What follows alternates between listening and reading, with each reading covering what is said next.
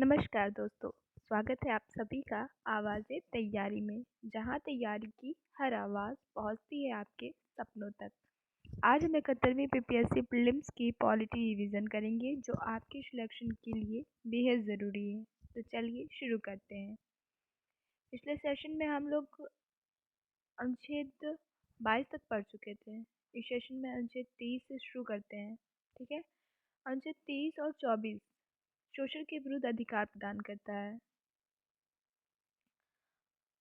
अनुच्छेद 23 मानव तस्करी और जबरन श्रम का निषेध करता है। मानव तस्करी, बेगारी, बंधुआ मजदूरी और अन्य प्रकार के श्रम पर निषेध लगाता है। बंधुआ मजदूरी अधिनियम 1976 द्वारा और अनैतिक व्यापार अधिनियम 1986 द्वारा। ठीक है। अनैतिक मानव का व्यापार अधिनियम 1986 राज्य अनिवार्य सेवा लागू कर सकता है।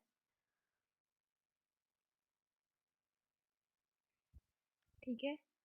अनुच्छेद 24 कहता है कि कारखानों में बच्चों को नियोजित करने में रोक लगाता है। किसी भी कारखानों, खदान या अन्य खतरनाक गतिविधियों जैसे कि रेलवे में 14 वर्ष से कम आयु के बच्चों को रोजगार पर प्रतिबंध लगाता है। ठीक है। बाल श्रम निषेध अधिनियम इसके अंतर्गत है 1986 का, और खान अधिनियम 1952 का। 0 से 14 साल के बच्चे की कोई भी कार्य नहीं कर सकते हैं। 14 से 18 साल के बच्चे खतरनाक काम नहीं कर सकते हैं, लेकिन कार्य कर सकते हैं। और 18 साल के बाद कोई भी कार्य कर सकते हैं। ठीक है।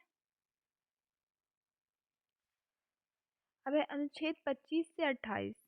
ये है धार्मिक स्वतंत्रता का अधिकार।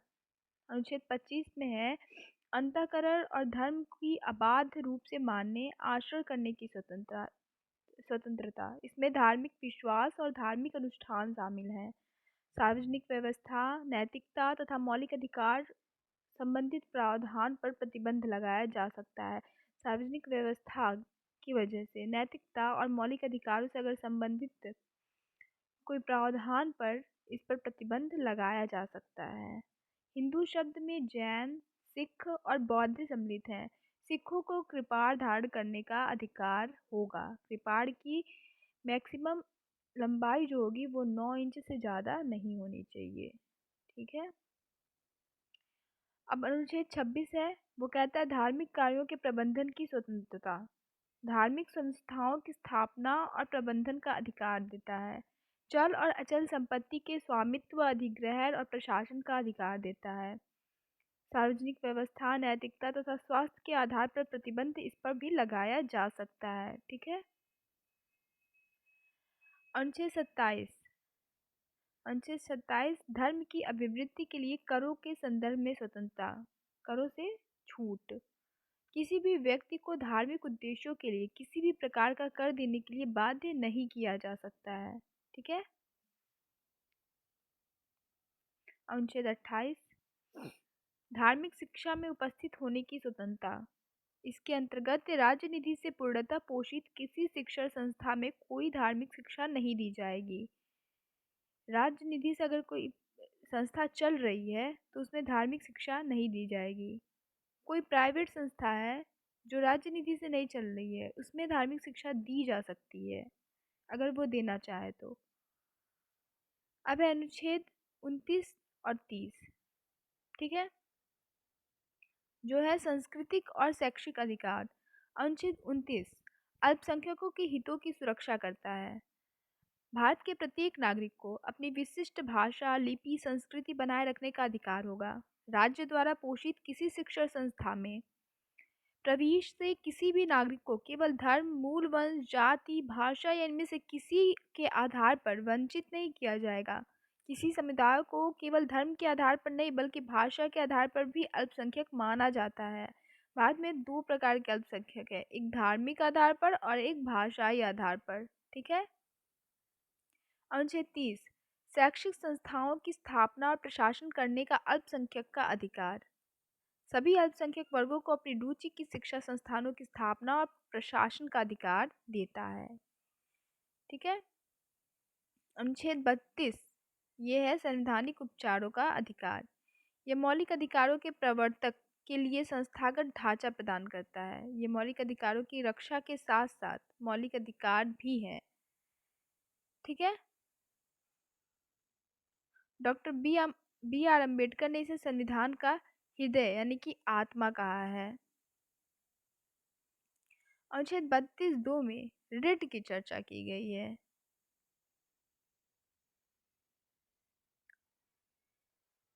जो कि कहाँ से लिया गया है? ब्रिटेन से लिया गया है। अनुच्छेद 32 में उच्चतम न्यायालय और अनुच्छेद 226 में उच्च न्यायालय। अनुच्छेद 32 में उच्चतम न्यायालय यानी कि सुप्रीम कोर्ट और अनुच्छेद 226 में उच्च न्यायालय यानी कि हाई कोर्ट में 5 प्रकार के रिट जारी किए जाते हैं। ठीक है। बंदी प्रत्यक्षीकरण मतलब प्रस्तुत किया जाए, सशरीर प्रस्तुत किया जाए। हॉबियस कार्पस गैर कानूनी हिरासत के खिलाफ व्यक्ति स्वतंत्रता के मौलिक अधिकारों को लागू करने के लिए जारी किया जाता है। अगर किसी को गैर कानूनी तरह से हिरासत में ले लिया गया है तो ये उसके लिए है। परमादेश मैंडामस हम आदेश देते हैं। ठीक है। आदेश देना किसी सरकारी अधिकारी सार्वजनिक अधिकारी जो को जारी आदेश जो अपने कर्तव्य निभाने में विफल रहा है, इसे जागृति काल भी कहते हैं। ठीक है। उत्प्रेषण प्रमाणित होना या सूचना देना। ठीक है। या अभिलेख मांगना उच्चतम या उच्च न्यायालय द्वारा अधीनस्थ न्यायालयों के प्रलेख की समीक्षा के लिए अपने पास मंगवाना, इसे पोस्टमार्टम भी कहा जाता है। प्रतिषेध प्रोहिबिशन मतलब क्या होता है? रोकना। उच्च अदालत द्वारा निचली अदालत को अपने अधिकार का अतिक्रमण करने से रोकने हेतु ये रिट जारी किया जाता है। अधिकार परीक्षा कोवारंटो किस अधिकार से? इसमें ये पूछा गया जाता है किस आधार से। यह पूछना कि कोई व्यक्ति किसी सरकारी पद पर किस आधार से बैठा है, सार्वजनिक पद पर अवैध कब्जा करने के विरुद्ध। ठीक है। अनुच्छेद 33 सशस्त्र बल और मूल अधिकार। संसद को यह शक्ति प्रदान है कि वह सशस्त्र बलों खुफिया एजेंसियों एवं अन्य के मूल अधिकारों पर युक्त प्रतिबंध लगा सके। इसका मुख्य उद्देश्य इनके समुचित कार्य करना तथा अनुशासन बनाए रखना है। अनुच्छेद 34 मार्शल लॉ व मूल अधिकार। इनके अनुसार जिन क्षेत्रों में मार्शल लॉ घोषित हो वहां शांति और व्यवस्था स्थापित करने के लिए मूल अधिकारों को प्रतिबंध लगा सकती है।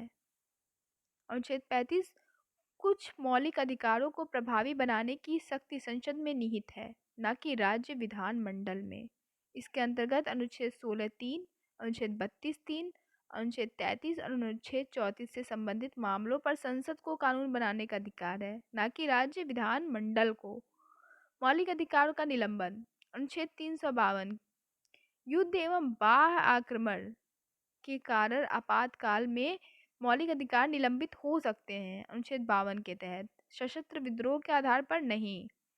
अनुच्छेद 358 के तहत अनुच्छेद 19 स्वतः निलंबित हो जाता है। अनुच्छेद 358 के तहत अनुच्छेद 19 स्वतः ही निलंबित हो जाता है। अनुच्छेद 359 के आधार पर अन्य मौलिक अधिकार को राष्ट्रपति द्वारा निलंबित किए जा सकते हैं। अगर राष्ट्रपति अनुच्छेद 59 के द्वारा अन्य मौलिक अधिकार है उनको राष्ट्रपति द्वारा ही निलंबित किया जाता है, सिवाय 20 और 21 को छोड़कर ये नहीं निलंबित होते हैं। मौलिक अधिकार में संशोधन पर उच्चतम न्यायालय के निर्णय क्या क्या हैं? गोरखनाथ बनाम पंजाब राज्य बाद 1967 में सुप्रीम कोर्ट ने कहा कि अनुच्छेद 368 के माध्यम से मौलिक अधिकार में संसद संशोधन नहीं कर सकती है। फिर 24वां संविधान संशोधन 1971 में यह प्रावधान किया गया कि संसद मौलिक अधिकार में संशोधन कर सकती है। ठीक है। इंदिरा गांधी द्वारा केशवानंद भारतीवाद 1973 अनुच्छेद 368 के तहत मौलिक अधिकारों में संशोधन कर सकती है, लेकिन मूल ढांचे को प्रभावित किए बिना। गोलकनाथवाद से पूर्व यह निर्धारित किया गया था कि संसद संविधान के किसी भी भाग में संशोधन नहीं कर सकता है, लेकिन केशवानंद भारतीवाद 1973 में अनुच्छेद 368 के तहत मौलिक अधिकारों में संशोधन कर सकती है, ये कहा गया, लेकिन मूल ढांचे को प्रभावित किए बिना। ठीक है। अब पढ़ेंगे डीपीएसपी राज्य के नीति निर्देशक तत्व। भाग 4 है ये, अनुच्छेद 35 से लेकर 51 तक। भारत के संविधान के भाग 4 अनुच्छेद 36 से 51 में राज्य के नीति निर्देशक सिद्धांत शामिल हैं। यहाँ पे 36 ही रहेगा, 36 से 51। ठीक है। इसे आयरलैंड के संविधान 1937 से लिया गया है। इसे आयरलैंड के संविधान से लिया गया और आयरलैंड में यह प्रावधान स्पेन के संविधान से लिया गया है। ठीक है। इसका मुख्य उद्देश्य आर्थिक व सामाजिक लोकतंत्र की स्थापना करना, लोक कल्याणकारी राज्य की स्थापना करना है। यह प्रकृति में गैर न्यायोचित तथापि कानून की संवैधानिक मान्यता के विवरण में न्यायालय इन्हें देखता है। अनुच्छेद 36 में राज्य की परिभाषा दी गई है, जो कि अनुच्छेद 12 में दी गई थी। ठीक है। इसमें भारत के क्षेत्र के भीतर या भारत सरकार के नियंत्रण के तहत सरकारें, संसद, राज्य विधानमंडल, स्थानीय प्राधिकरण और अन्य प्राधिकरण शामिल हैं।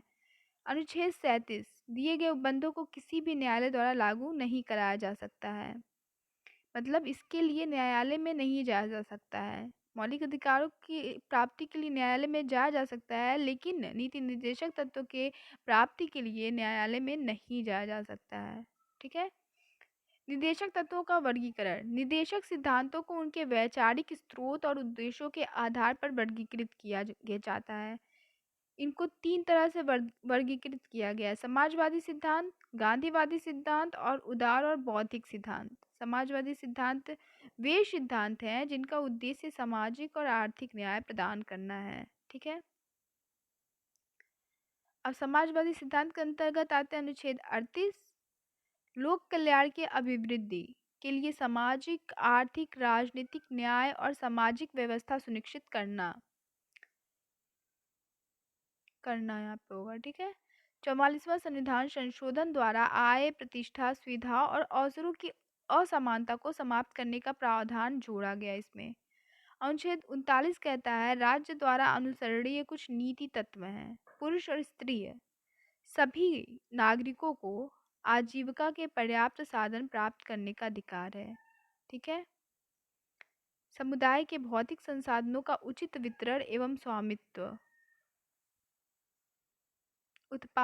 उत्पादन के साधनों का विकेंद्रीकरण, पुरुषों और महिलाओं के लिए समान कार्य के लिए समान वेतन का प्रावधान किया गया है। जबरन दुर्व्यवहार के विरुद्ध श्रमिकों और बच्चों के स्वास्थ्य एवं शक्ति का संरक्षण। और अनुच्छेद 39 में दिया गया है, बच्चों के स्वास्थ्य विकास के अवसर उपलब्ध कराना। ये 42वां संविधान संशोधन द्वारा इसे जोड़ा गया है। ठीक है।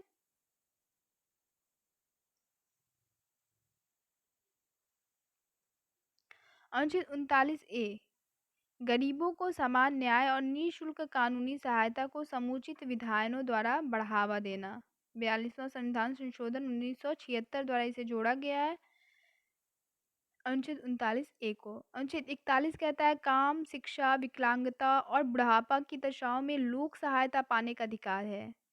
अनुच्छेद 42 कहता है कि काम की न्याय संगत तथा मानवोचित दशाओं तथा मातृत्व राहत के लिए प्रावधान प्रदान करना। अनुच्छेद 43 कहता है, सभी कर्मकारों के लिए निर्वहन मजदूरी, सभ्य जीवन तथा सामाजिक और सांस्कृतिक अवसरों को सुरक्षित करना। अनुच्छेद 43A कहता है, उद्योगों के प्रबंधन में कर्मकारों के भाग लेने के लिए कदम उठाना। ये 42वां संविधान संशोधन 1976 द्वारा इसे जोड़ा गया है। अनुच्छेद 47 कहता है, पोषाहार स्तर और जीवन स्तर को ऊंचा करना तथा लोक स्वास्थ्य का सुधार करना। अब ये है गांधीवादी सिद्धांत। गांधीवादी सिद्धांत इस विचारधारा पर आधारित है जिनका उपयोग राष्ट्रीय आंदोलन के दौरान महात्मा गांधी द्वारा प्रतिपादित पुनर्निर्माण के कार्यक्रम को समाहित किया गया है, जिसके अंतर्गत। ठीक है। अब गांधीवादी सिद्धांत के अंतर्गत ये अनुच्छेद आते हैं: अनुच्छेद 40, 43, 43B, 46, अनुच्छेद 47 और अनुच्छेद 48। 40 में है, ग्राम पंचायतों का गठन और उन्हें आवश्यक शक्तियां प्रदान कर स्व सरकार की इकाई के रूप में कार्य करने की शक्ति प्रदान करना। ग्रामीण क्षेत्र में कुटीर उद्योगों को व्यक्तिगत एवं सहकारी आधार पर बढ़ाने का प्रयास करेगा। अनुच्छेद 43 बी सहकारी समितियों के स्वैच्छिक गठन, स्वायत्त संचालन, लोकतांत्रिक नियंत्रण तथा व्यावसायिक प्रबंधन को बढ़ावा देने की बात कहता है। इसे 97वें संविधान संशोधन 2011 द्वारा जोड़ा गया। अनु अनुच्छेद 46 कहता है अनुसूचित जाति, जनजाति और समाज के कमजोर वर्गों के शैक्षिक एवं आर्थिक हितों को प्रोत्साहन और सामाजिक अन्याय एवं शोषण से सुरक्षा। अनुच्छेद 47 कहता है स्वास्थ्य के लिए नुकसानदायक नशीली दवाओं, मदिरा, ड्रग और औषधीय प्रयोजनों से भिन्न उपयोग पर प्रतिबंध। अनुच्छेद 48 कहता है गाय, बछड़ा व अन्य दुधारू पशुओं की बलि पर रोक और उनकी नस्लों में सुधार को प्रोत्साहन, यहाँ पे रहेगा प्रोत्साहन नहीं, ठीक है। अब है उदारवादी सिद्धांत या उदार और बौद्धिक सिद्धांत। ये सिद्धांत उदारवाद की विचारधारा को दर्शाते हैं और व्यक्तिगत स्वतंत्रता, राजनीतिक और विधि के शासन को बढ़ावा देते हैं। इसके अंतर्गत कौन कौन से अनुच्छेद आते हैं?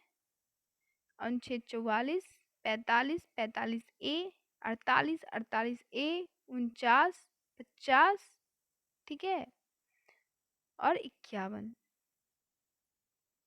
अनुच्छेद 44 कहता है कि राज्य के समूचे क्षेत्र में नागरिकों के लिए एक समान व्यवहार संहिता, एक समान सिविल संहिता प्राप्त करने का प्रयास करेगा।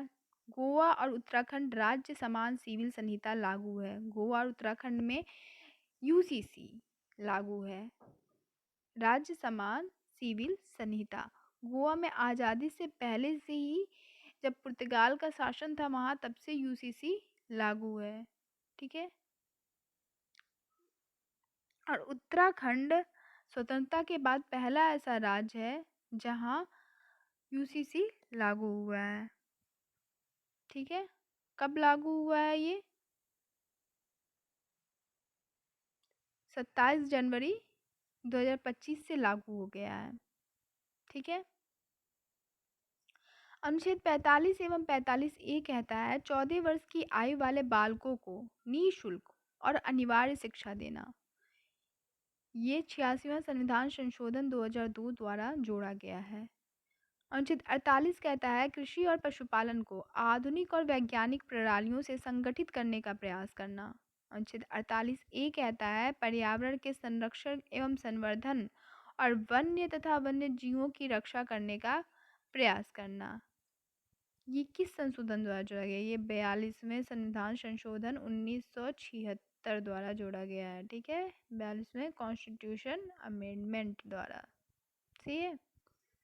राज्य की कलात्मक 49 कहता है राज्य की कलात्मक या ऐतिहासिक महत्व के प्रतीक स्थान, स्मारक या वस्तु का संरक्षण करना। अनुच्छेद 50 कहता है राज्य की लोक सेवाओं में न्यायपालिका का कार्यपालिका से पृथक करने के लिए कदम उठाना। अनुच्छेद 51 इसके अंतर्गत निम्नलिखित प्रावधान शामिल हैं: अंतर्राष्ट्रीय शांति एवं सुरक्षा की अभिवृद्धि, राष्ट्रों के बीच न्यायपूर्ण और सम्मानपूर्ण संबंधों की स्थापना, अंतर्राष्ट्रीय विधि संधि बाध्यताओं के प्रति आदर बढ़ाना, अंतर्राष्ट्रीय विवादों के मध्यस्थ द्वारा निपटाने के लिए प्रोत्साहन देना। अब नीति निर्देशक तत्वों का क्रियान्वयन कैसे कैसे किया गया है, किस किस अनुच्छेद के अंतर्गत कौन कौन से कार्य चल रहे हैं, योजनाएं चल रही हैं। अनुच्छेद 38 के अंतर्गत आता है प्रधानमंत्री आवास योजना और सार्वजनिक वितरण प्रणाली पीडीएस, ठीक है। अनुच्छेद 39 के अंतर्गत आता है सामान्य पारिश्रमिक अधिनियम 1976 और स्वयं सहायता समूह और मिशन इंद्रधनुष। अनुच्छेद 39 के अंतर्गत आता है। अनुच्छेद 39A के अंतर्गत आता है राष्ट्रीय विधिक सेवा प्राधिकरण नालसा 1987 और न्याय मित्र योजना। अनुच्छेद 40, 73वां और 74वां संविधान संशोधन किया गया, पंचायत और नगर पालिका, ठीक है। अनुच्छेद 41 मनरेगा अधिनियम 2005। अनुच्छेद 42 के अंतर्गत मातृत्व लाभ अधिनियम 2017 और पीएम मातृत्व वंदना योजना।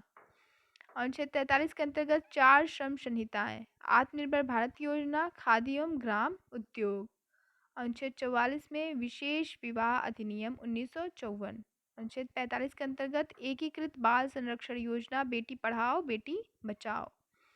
अनुच्छेद 46 के अंतर्गत एकलव्य मॉडल आवासीय विद्यालय। अनुच्छेद 47 के अंतर्गत नशीली वस्तुओं पर अनिवार्य स्वास्थ्य चेतावनी, राष्ट्रीय खाद्य सुरक्षा अधिनियम 2013 और मिड डे मील। इसके अंतर्गत आते हैं। 47A के अंतर्गत मद्यपान निषेध है और 48 के अंतर्गत राष्ट्रीय गोकुल मिशन है और 48A के अंतर्गत वन संरक्षण अधिनियम 1980 है। प्रोजेक्ट टाइगर 1973 है और पर्यावरण संरक्षण अधिनियम 1986 48A के अंतर्गत है। अनुच्छेद 49 राष्ट्रीय ऐतिहासिक संरक्षण अधिनियम 1966। अनुच्छेद 51 के अंतर्गत गुटनिरपेक्ष आंदोलन है और पंचशील सिद्धांत है। निर्देशक तत्वों पर विभिन्न विद्वानों का विभिन्न विभिन्न विचार हैं, जिन्हें देखते हैं। राज्य के नीति निर्देशक तत्व। राज्य के नीति निर्देशक तत्व एक ऐसा चेक है जो बैंक की सुविधानुसार अदा की जाएगी। ये किसने कहा? केटी शाह ने। भावनाओं का स्थायी कूड़ा घर, टीटी कृष्णामाचारी ने कहा।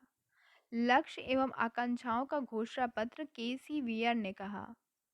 इन तत्वों से केंद्र और राज्य के बीच संवैधानिक टकराव होगा। ये किसने कहा? ये कहा के संथानम ने। ठीक है। निदेशक तत्व विधायिका और कार्यपालिका के लिए अनुदेश है। ये किसने कहा? भीमराव अंबेडकर ने। निदेशक तत्व और मौलिक अधिकार यहाँ पे रहेगा, संविधान की मूल आत्मा है। ये किसने कहा? ग्रैनविल ऑस्टिन ने। मौलिक अधिकार और राज्य के नीति निर्देशक सिद्धांतों के बीच गतिरोध कब कब हुए? तो हुआ चंपकम दोराई राजन वर्सेस मद्रास राज्य 1951। इसमें कहा गया सुप्रीम कोर्ट द्वारा कि डीपीएसपी और मौलिक अधिकार के बीच किसी भी तरह के टकराव में मूल अधिकार प्रभावी होंगे तथा यह सिद्धांत मूल अधिकारों के पूरक के रूप में निश्चित रूप से लागू होंगे। दूसरा है गोलकनाथ बनाम पंजाब राज्य 1967। राज्य की नीति निर्देशक सिद्धांतों को लागू करने के लिए मूल अधिकारों में संशोधन नहीं किया जा सकता है। ठीक है।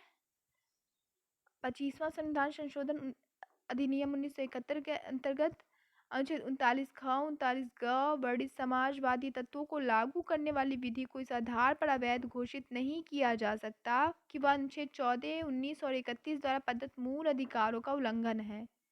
केशवानंद भारती बनाम केरल राज्यवाद 1973 में यह कहा गया कि न्यायालय को अनुच्छेद 31 ग को वैध माना। न्यायालय ने अनुच्छेद 31 ग को वैध माना, परंतु इसे न्यायिक पुनरावलोकन के दायरे के अधीन घोषित किया। पांचवा ये था कि 42वां संविधान संशोधन 1976 सभी निदेशक तत्वों को अनुच्छेद 14, 19 और 31 पर वरीयता दी गई। अनुच्छेद 6वां पॉइंट ये है कि मिनर्वा मिल्स बनाम भारत संघ 1980 वाद में 42वें संविधान संशोधन की धारा 4 को अवैध घोषित किया गया तथा निदेशक तत्वों तथा मौलिक अधिकारों को एक दूसरे का पूरक माना गया। ठीक है। मौलिक अधिकार और नीति निर्देशक तत्वों में अंतर क्या है? मौलिक अधिकार और नीति निर्देशक तत्व ये राज्य के कुछ कार्यों पर प्रतिबंध लगाते हैं, अर्थात ये नकारात्मक हैं। ये राज्य को कुछ सकारात्मक कार्य की प्रेरणा देते हैं, अर्थात ये सकारात्मक हैं। मौलिक अधिकार विधि से मान्यता मिली है, ये वाद्य योग हैं। और नीति निर्देशक तत्व नैतिक एवं राजनीतिक मान्यता मिली है, अर्थात ये वाद्य योग्य नहीं है।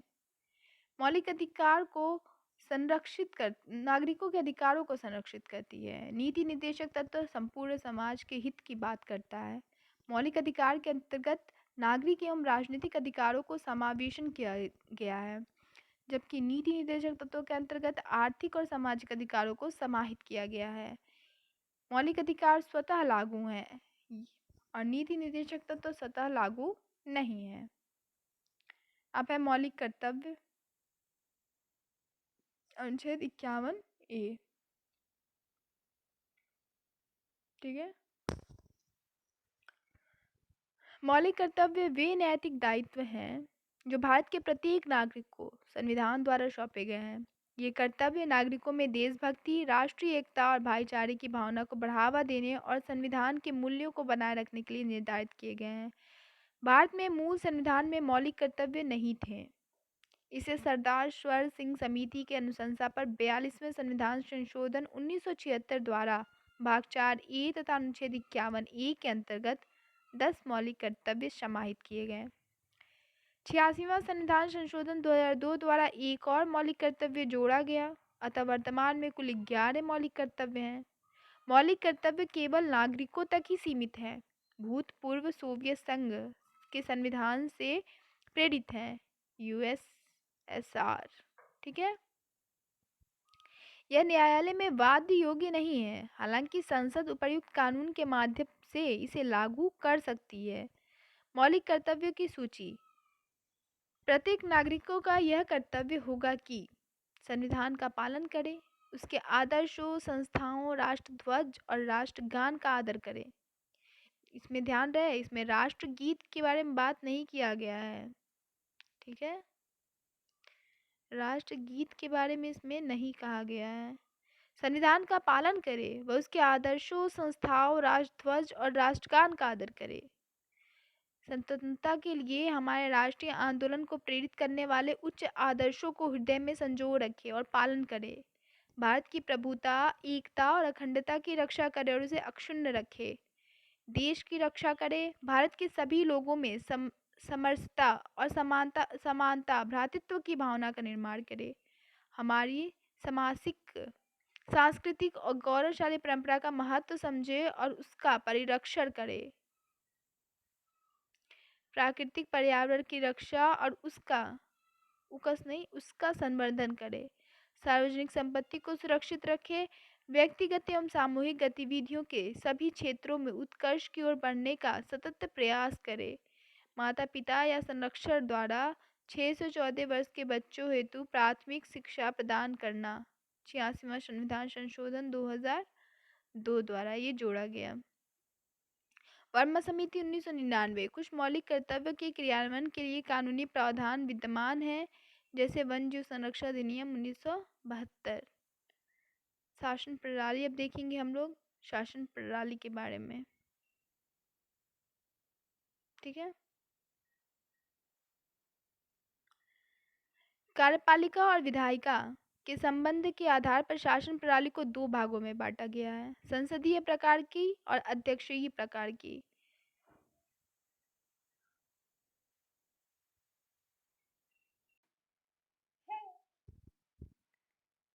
संसदीय व्यवस्था के अंतर्गत कार्यपालिका अपने नीतियों एवं कार्यों के लिए विधायिका के प्रति उत्तरदायी होती है, जैसे ब्रिटेन और भारत। अध्यक्षीय प्रणाली या राष्ट्रपतीय शासन प्रणाली। कार्यपालिका अपनी नीतियों एवं कार्यों के लिए विधायिका के प्रति उत्तरदायी नहीं होती है और यह संवैधानिक रूप से अपने कार्यकाल के मामले में विधायिका से स्वतंत्र होती है, जैसे संयुक्त राज्य अमेरिका।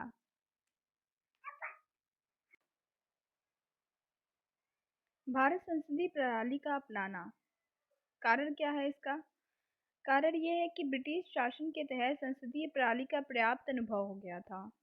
स्थायित्व के बजाय उत्तरदायित्व को अधिक वरीयता दी गई। विधायिका और कार्यपालिका के टकरावों को रोकना भारतीय समाज की मिश्रित एवं जटिल प्रकृति।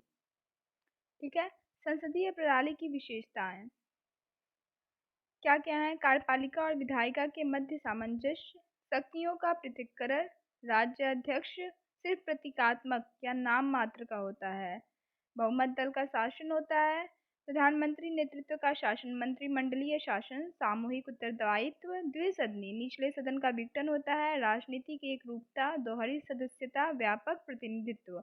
निचले सदन का विघटन हो सकता है, उच्च सदन का नहीं। ठीक है, संसदीय व्यवस्था के दोष। संसदीय व्यवस्था के क्या दोष है ये अब पढ़ेंगे। ठीक है, संसदीय व्यवस्था में अस्थिर सरकार होती है, नीतियों में निरंतरता की कमी होती है, मंत्रिमंडल की निरंकुशता होती है, शक्तियों का पृथक्करण के विरुद्ध। ठीक है, और अयोग्य विधि निर्माता, नौकरशाही नियंत्रण। अक्सर ऐसा देखा जाता है, अयोग्य विधि निर्माता, नौकरशाही नियंत्रण, शक्ति के पृथक्करण का विरुद्ध, मंत्रिमंडल की निरंकुशता होती है, नीतियों में निरंतरता की कमी होती है, अस्थिर सरकार होती है। संसदीय शासन प्रणाली के संबंधित संवैधानिक प्रावधान। केंद्र में संसदीय व्यवस्था अनुच्छेद 74 और 75 के अंतर्गत और राज्य में संसदीय व्यवस्था अनुच्छेद 163 और अनुच्छेद 164 के अंतर्गत। संसदीय प्रणाली के भारत एवं ब्रिटिश मॉडल में अंतर। भारतीय मॉडल में और ब्रिटिश मॉडल में अंतर यहाँ पे दिखाया गया है। संसदीय प्रणाली गणतंत्रांत्रिक प्रणाली है। गणतंत्रांत्रिक प्रणाली मतलब क्या होता है? ऐसी प्रणाली जहाँ शासन व्यवस्था में जो देश के प्रमुख होते हैं वो जनता द्वारा चुने जाते हैं। जनता को शासन में भाग लेने का अधिकार होता है। ठीक है। और ब्रिटिश मॉडल में राजतंत्रीय प्रणाली पाई जाती है। राजतंत्रीय प्रणाली ऐसी शासन व्यवस्था जिसमें देश का प्रमुख राजा, रानी, महाराज ये सब होते हैं। ये मतलब वंशानुगत रूप को दिखाता है राजतंत्रीय प्रणाली, लेकिन यहाँ पे लोगों द्वारा चुन कर आते हैं। और संविधान की यहाँ पे सर्वोच्चता होती है। यहाँ पे संसदीय संप्रभुता होती है। यहाँ पे प्रधानमंत्री किसी भी सदन के सदस्य हो सकते हैं, लेकिन ब्रिटिश मॉडल में प्रधानमंत्री निचले सदन का सदस्य होना अनिवार्य होता है। भारतीय मॉडल में बिना संसद सदस्य के मंत्री नियुक्त हो सकते हैं, लेकिन 6 महीने के अंदर संसद की सदस्यता ग्रहण करनी होती है किसी भी सदन के। और यहाँ पे संसद सदस्य ही मंत्री नियुक्त होंगे ब्रिटिश मॉडल में। यहाँ शैडो कैबिनेट यानी कि छाया मंत्रिमंडल का प्रावधान नहीं है। यहाँ ब्रिटिश मॉडल में छाया मंत्रिमंडल का प्रावधान है। ठीक है। छाया मंत्रिमंडल क्या होती है? छाया मंत्रिमंडल जैसे कि विपक्ष के द्वारा ये मंत्रालय के रूप में, छाया मंत्रिमंडल के रूप में ये काम करते हैं विभिन्न विभिन्न मंत्रालयों के हिसाब से। ठीक है। मंत्रियों को कोई कानूनी जिम्मेदारी नहीं होती है या भारतीय मॉडल में, लेकिन यहाँ ब्रिटिश मॉडल में मंत्रियों को कानूनी जिम्मेदारी होती है। भारतीय मॉडल में संसद के अध्यक्ष को नियुक्ति से पहले इस्तीफा देने की ज़रूरत नहीं है, लेकिन ब्रिटिश मॉडल में सदन के अध्यक्ष को नियुक्ति से पहले इस्तीफा देने का नियम है। यहाँ पे सदन का अध्यक्ष बनने के बाद भी वो किसी पार्टी से बिलोंग करते हैं, लेकिन ब्रिटिश मॉडल में वो सदन के अध्यक्ष बनने के बाद न्यूट्रल हो जाते हैं, किसी पार्टी के नहीं रहते हैं। ठीक है। अब यहाँ पे है संघ भाग 5। अब संघ भाग 5 अनुच्छेद 52 से लेकर 151 हम पढ़ेंगे नेक्स्ट सेशन में। ठीक है। अब ज़्यादा नहीं बचा है, 2 सेशन और होगा, मुश्किल से मुश्किल या एक सेशन में कंप्लीट करने की कोशिश की जाएगी, तो उसमें ये कंप्लीट हो जाएगा। एक सेशन बना के पूरा फुल, या तो एक सेशन में पूरा कंप्लीट कर देंगे या तो फिर 2 सेशन लगेंगे, ये पूरा पॉलिटी रिवीजन कंप्लीट हो जाएगा। ठीक है। तो आज का आवाज़ तैयारी का सेशन कैसा लगा ये आप बताइएगा कमेंट बॉक्स में। अगर वीडियो आपको पसंद आया तो लाइक करें, शेयर करें और आवाज़ तैयारी को सब्सक्राइब करना ना भूलें। मिलते हैं अगले सेशन में, तब तक के लिए मेहनत करते रहिए, क्योंकि मेहनत की हर आवाज़ है आवाज़ तैयारी।